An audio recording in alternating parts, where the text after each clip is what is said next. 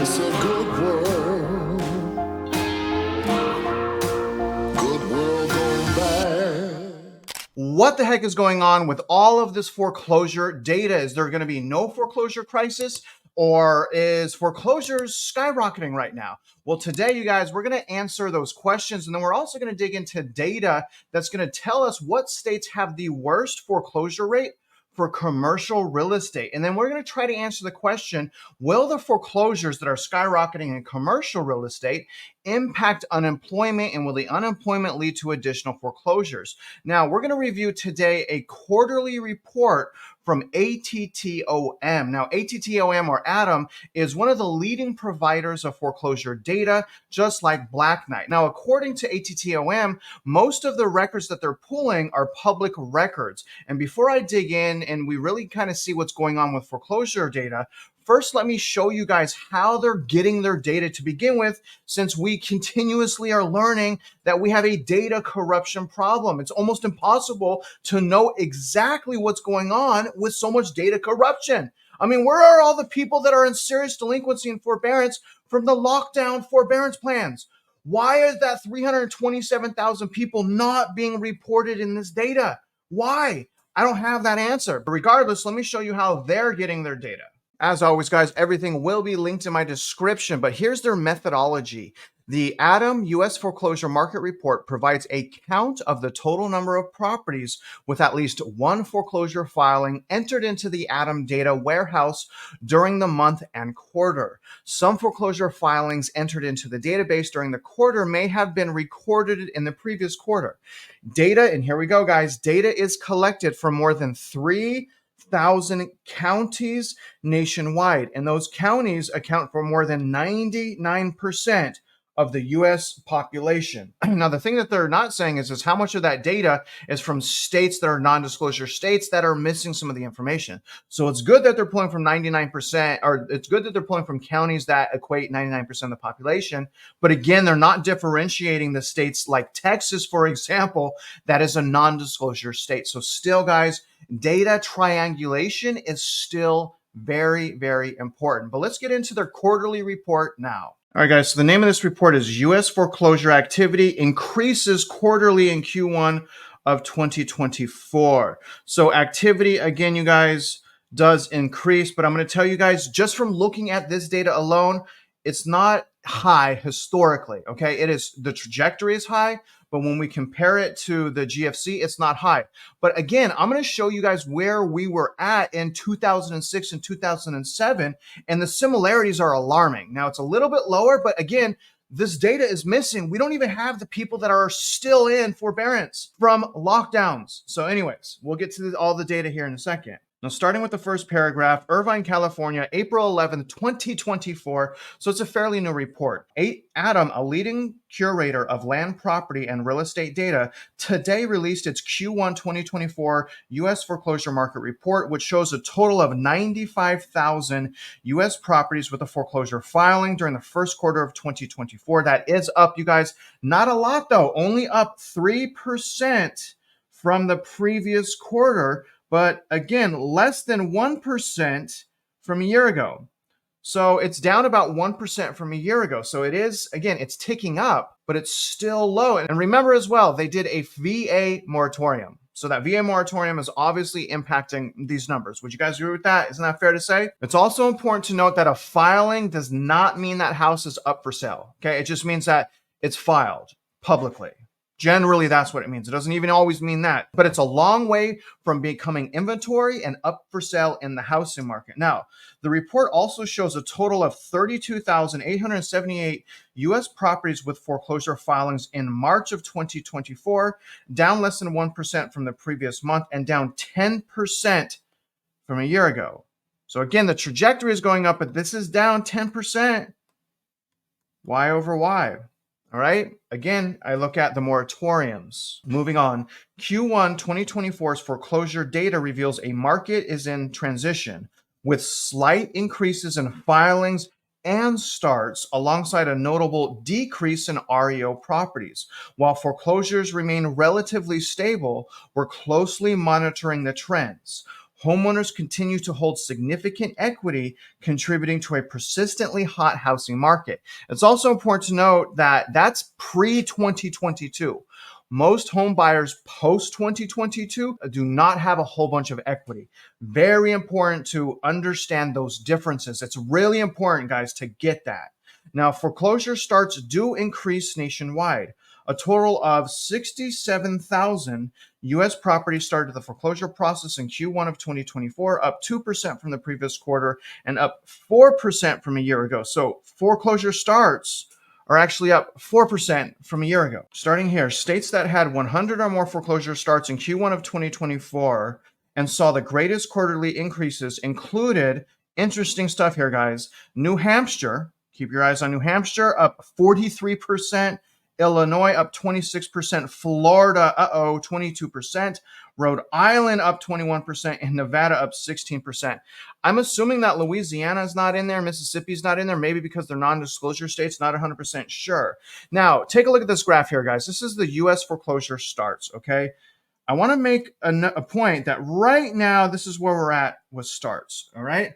But if we look back here, okay, right before the recession. So here's where this dot that I'm drawing here is right before the recession. So right before the recession, the trajectory was going up, but it was still relatively low at around 200,000. So about, a little bit more than double, I would say, than what it is right now. So even though it's low, all right, understand that it was also it was still higher than today, but it was still fairly low going into the recession.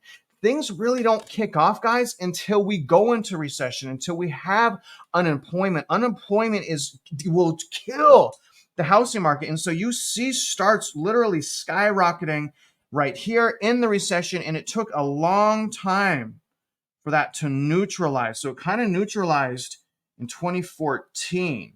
So recession happened in 2008, and it took 6 years for the foreclosure crisis, as far as starts, to kind of normalize during the GFC.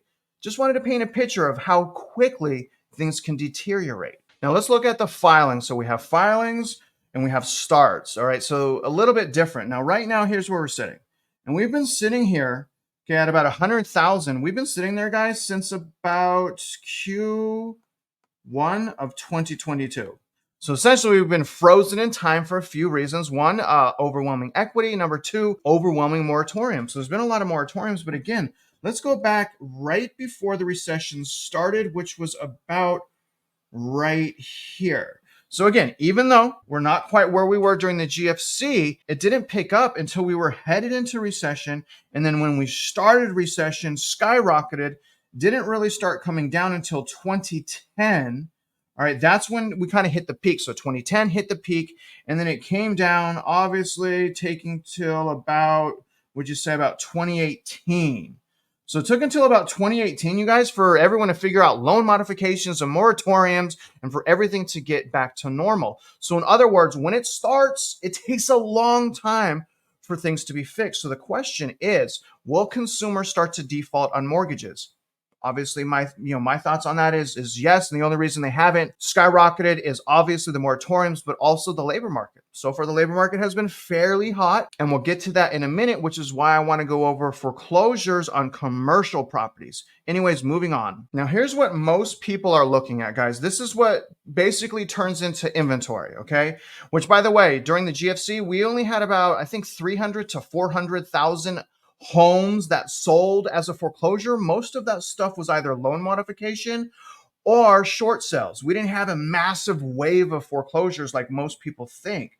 But bank repos, which means the bank now owns it, increased 7% quarter over quarter. Okay, so Q1 2024 is up 7% from the previous quarter, but down, this is a crazy thing, down 20% from a year ago. That is a massive decrease, you guys. So again, lots of tampering with the foreclosure and REO side of things right now. But let's go back in history. Now, this is right about where the GFC started. So again, you can see when recession started, boom, skyrocketed upward.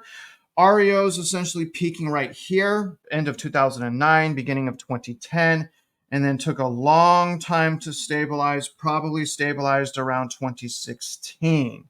So again, like I've been saying, and I hope that this data is showing us, things can happen quickly once we enter recession. When it happens, a doom loop can happen that will take a considerable amount of time, more than likely, to stop. You guys, this stuff is crazy, okay? This is the average time to foreclosure. That has actually increased 2% from the previous quarter. So the time people are in their houses before foreclosure, again, that's increasing. It's increasing because of moratoriums, loan mods, things like that. But look at this, guys. When I circle, again, right before the recession, look at this. Only 200 days. So right before the GFC, people were in the house 200 days before the foreclosure process happened. Is that absolutely insane? Look at it right now, 736 days. So right now, on average, people are in their home for 2 years before they're foreclosed. And that depends on the state. Some states is even worse. The thing here is, guys, and really what I'm trying to say is during the GFC, the bigger issue was defaults, yes. Also, investor liquidation and purchasing power of Americans were destroyed. So you had purchasing power destroyed as well. A lot of people don't talk about that, but that's exactly what happened because most of the people back then, their houses did not go up for sale. They were in loan modification or they went up for sale as short sales, not foreclosures. I really think about this a lot, you guys. I'm like, man, this is taking forever. How are we not in a foreclosure? How are foreclosures still this slow? You know, I get it, record high equity, but what about the people after 2022? I mean, holy smokes. I mean, it's safe to say, at least in my opinion, that the labor market, again, I wanted a foreclosure myself. I had a foreclosure. I was one of the 300, 400,000 people that actually lost their home and it was sold as a foreclosure. And again, I think it's the labor market. I really do, guys. So let's figure out, first of all, I think a black swan, commercial real estate. So let's see what states have the worst foreclosures happening in commercial real estate, and then just try to figure out, will a commercial real estate foreclosure meltdown lead to unemployment? First, let me show you what states are in the worst shape and why. Again, you guys, this is an article from ATTOM, Adam. This is the top 10 states with the highest number of commercial foreclosures in March of 2024. This is a couple days old. I'm just going to go down to the top states right here, you guys, starting with California. Now, I really want us to focus on the year over year change. Okay, so right now, March of 2024, there's 187 foreclosures, commercial foreclosures in California. You guys, think about the number I'm about to tell you. That's up year over year, 405%. I don't think California is out of the woodwork, personally. 405% up in California. Number two, New York. Take a look, guys. New York is sitting at 61 properties in foreclosure. That's up 65%. Number three is Florida. That's up year over year, 107% with 60 commercial. It could be massive properties, 60 in foreclosure. You guys, here's number four, year over year change. My home state of Texas, 129% increase, 55 foreclosures in March. Look at New Jersey at 133% increase, sitting at 42 commercial foreclosures. Number six, Pennsylvania at a change of 35%. Number seven is Georgia at 163%. Now look at Ohio. Ohio is actually down. Good job, Ohio. You're down 34%, but not Connecticut. Sadly, Connecticut is up 500%.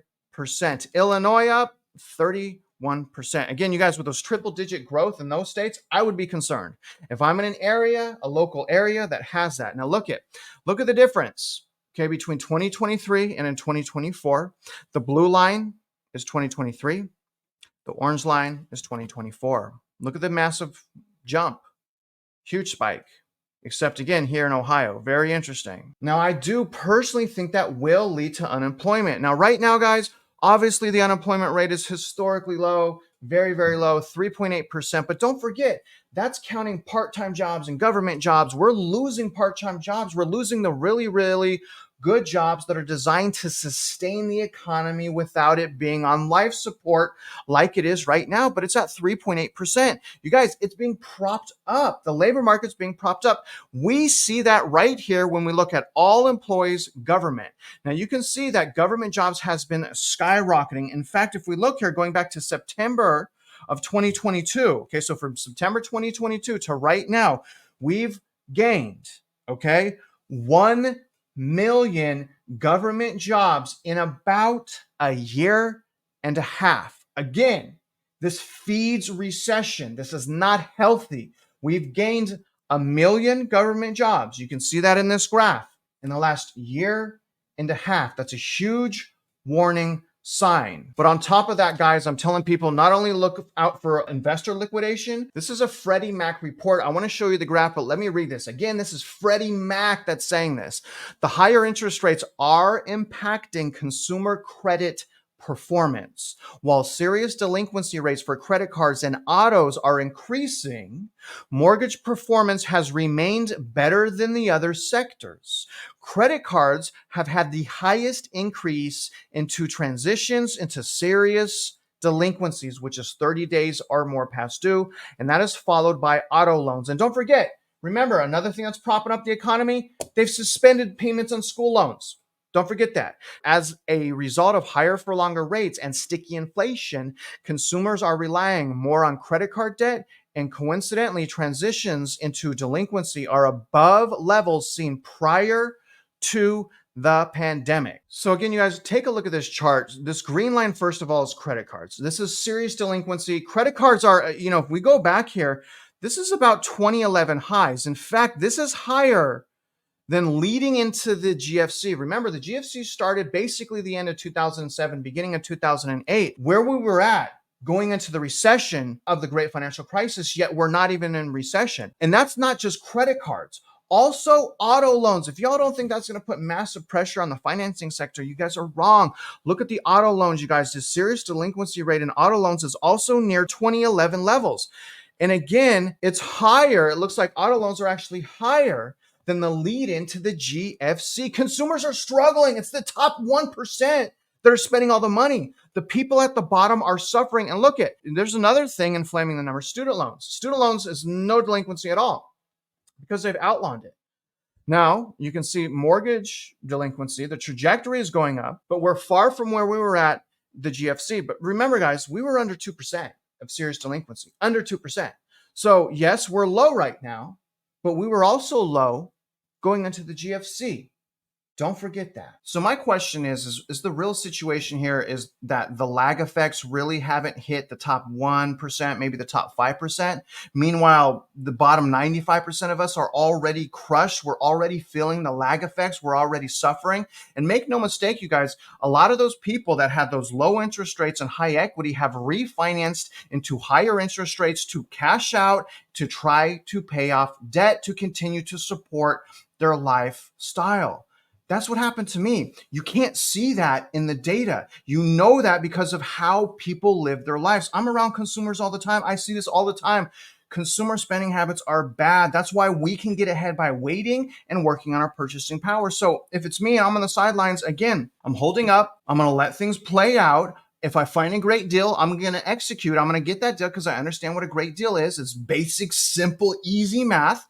And I'm going to increase my purchasing power, my credit, my income, my assets. Because remember, if we have a meltdown of delinquencies and default, a doom loop can happen.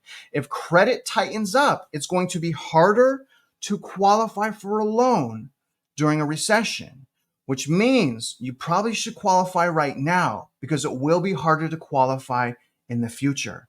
In other words, guys, it's not too late to get ahead. Now, other than that, I really hope you guys enjoyed this video. Everything will be linked in my description. And if you're out there investing in real estate, you guys already know I wish you luck and I hope you win.